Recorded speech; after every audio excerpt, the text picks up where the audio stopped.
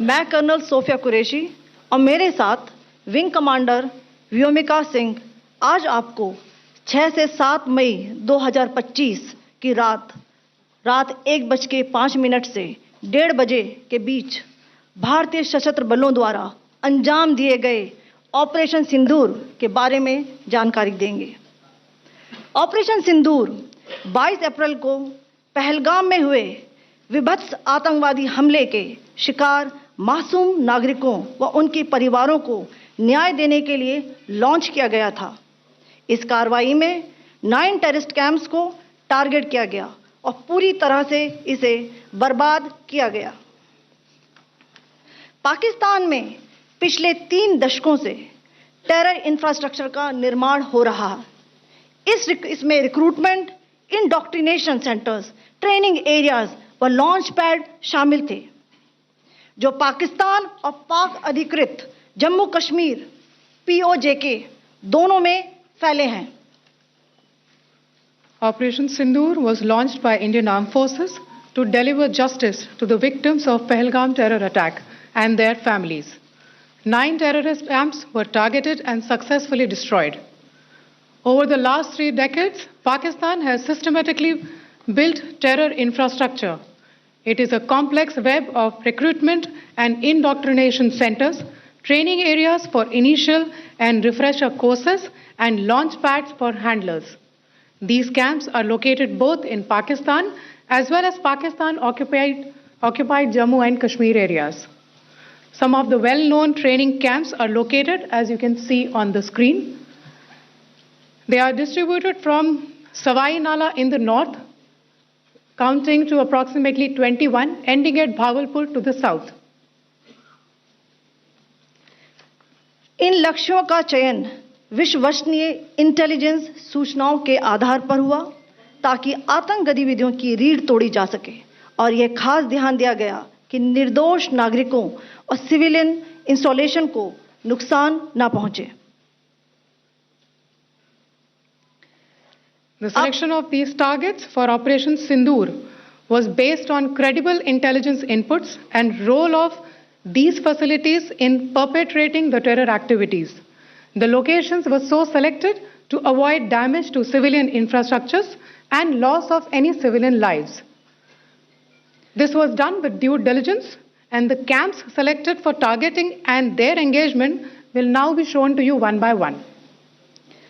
POJK के target मैं आपको बताना चाहूंगी। सबसे पहले सवाई नाला कैंप मुजफ्फराबाद, जो कि POJK के लाइन ऑफ कंट्रोल से 30 किलोमीटर दूर है। यह एक लश्कर तोयबा का ट्रेनिंग सेंटर था। 20 अक्टूबर 2024 सोनमर्ग, 24 अक्टूबर 24 गुलमर्ग, 22 अप्रैल 2025 पहलगाम, इन हमलों के आतंकियों ने यहीं से प्रशिक्षण लिया था। सैयदना बिलाल कैंप मुजफ्फराबाद, यह एक जैश ए मोहम्मद का स्टेजिंग एरिया है। यह हथियार, विस्फोटक और जंगल सर्वाइवल ट्रेनिंग का केंद्र भी था। गुलपुर कैंप कोटली, यह LOC से 30 किलोमीटर दूर था। लश्कर ए तोयबा का बेस था, जो रजौरी, पुंछ में सक्रिय था। 20 अप्रैल 2023 को पुंछ में और 9 जून 2024 को तीर्थ यात्रियों के बस हमले में यहीं से आतंकी को ट्रेन किया गया था।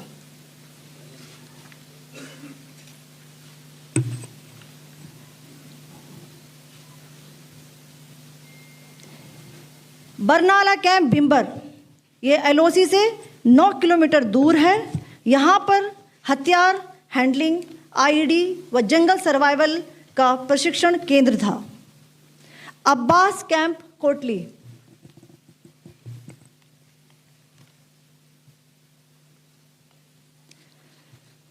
यह LOC से 13 किलोमीटर दूर है।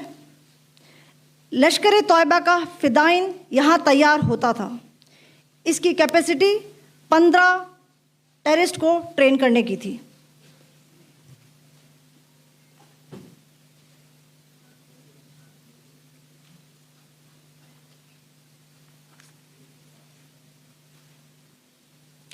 अब मैं पाकिस्तान के अंदर के टारगेट से अवगत कराना चाहूंगी। पहला, सर्जिकल कैंप सियालकोट।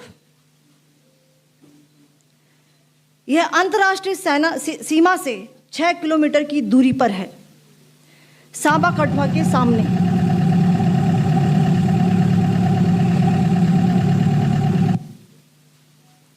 मार्च 2025 में जम्मू एंड कश्मीर पुलिस के 4 जवानों की जो हत्या की गई थी, उन आतंकवादियों को इसी जगह पर ट्रेन किया गया था।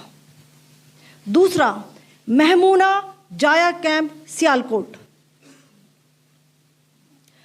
यह 18 से 12 किलोमीटर आईबी से दूर था। हिजबुल मुजाहिदीन का बहुत बड़ा कैंप था। यह कठुआ जम्मू क्षेत्र में आतंक फैलाने का नियंत्रण केंद्र था। पठानकोट एयरफोर्स बेस पर किया गया हमला भी इसी कैंप से प्लान और डायरेक्ट किया गया था। मरकज ताइबा मुरीद के, यह आईबी से 18 से 25 किलोमीटर दूरी पर है। 2008 के मुंबई हमले के आतंकी भी यहीं से प्रशिक्षित हुए थे। अजमल कसब व डेविड हेडली भी यहां ट्रेन हुए थे।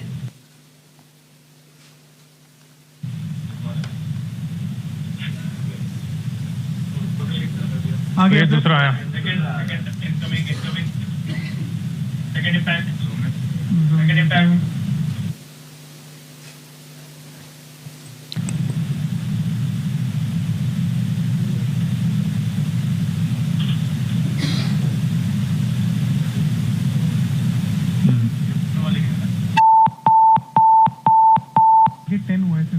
टारगेट 10 हुआ, एंक्लोजर सेम ही है। 7 it is hit the target. हाँ हाँ।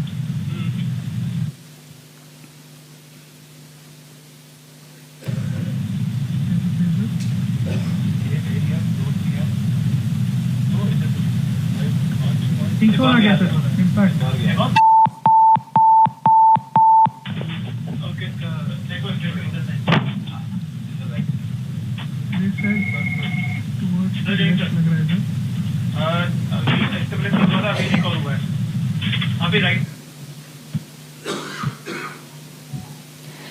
मरकज सुभान अल्लाह भावलपुर, ये इंटरनेशनल बाउंड्री से 100 किलोमीटर दूर है। जैश ए मोहम्मद का मुख्यालय था। यहाँ पर रिक्रूटमेंट, ट्रेनिंग व इंडॉक्ट्रिनेशन का केंद्र भी था। शीर्ष आतंकी अक्सर यहाँ आते थे। मैं आप सबको बताना चाहती हूँ कि किसी भी सैन्य ठिकाने का निशाना नहीं बनाया गया और अभी तक किसी तरह की नागरिक क्षति की रिपोर्ट नहीं है। धन्यवाद। जय Hind. The strike on the terror camps were undertaken through precision capability, as shown to you. A niche technology weapons with careful selection of warheads was ensured so that there will be no collateral damage. The point of impact in each of the target was a specific building or a group of buildings.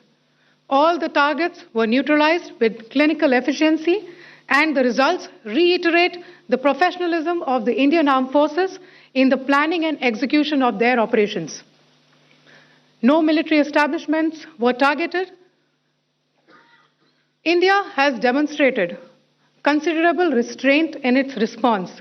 However, it must be said that the Indian Armed Forces are fully prepared to respond to Pakistani misadventures, if any, that will escalate this situation. Jai Hind, and thank you very much. Ladies and gentlemen, friends in the media, I ask your indulgence today in view of the fact that this is still an evolving situation. We will therefore not be able to take questions and answers today, but we will come back for more updates and more briefings shortly. Thank you all very much for joining us this morning. Thank you. Jai Hind.